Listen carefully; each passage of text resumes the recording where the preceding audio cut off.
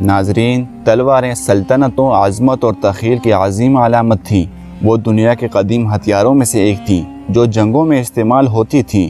عرب ایسا کرنے والے پہلے لوگ نہیں تھے، لیکن جنگوں میں تلوار استعمال کرنے میں ان کی مہارت کی سطح کو غیر معمولی سمجھا جاتا تھا۔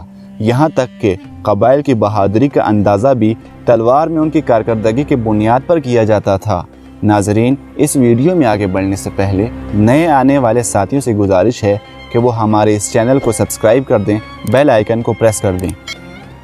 حضرت علی رضی اللہ تعالی عنہ ایک مشہور تلوار باز تھے جن کی صلاحیتوں کو آج تک یاد کیا جا رہا ہے۔ جنگ بدر ہو یا احد یا خندق، اسلامی تاریخ نے ان تمام واقعات کا مشاہدہ کیا ہے جہاں شیر خدا نے اپنی تلوار سے کافروں کو ہلاک کیا تھا۔ ذوالفقار ایک افسانوی تلوار ہے جو کہ حضرت محمد صلی اللہ علیہ وآلہ وسلم نے ایک جنگ کے دوران حضرت علی رضی اللہ تعالی عنہ کو دی۔ ذوالفقار ایک عربی لفظ ہے جس کا مطلب ہے ریڑھ کی ہڈی کی صفائی۔ یہ اس وقت کی اکلوتی تلوار تھی جس کے دوہری کنارے تھے۔ ذوالفقار کی آمد کے بارے میں مختلف تاثرات ہیں۔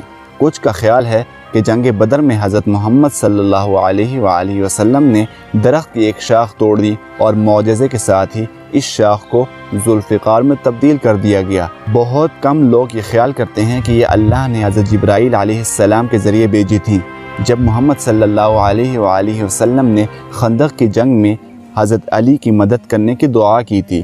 کچھ کا خیال ہے کہ ذوالفقار حضرت محمد صلی اللہ علیہ وآلہ وسلم کی تلوار تھی اور انہوں نے اسے حضرت علی رضی اللہ تعالی عنہ کو تحفے میں دی۔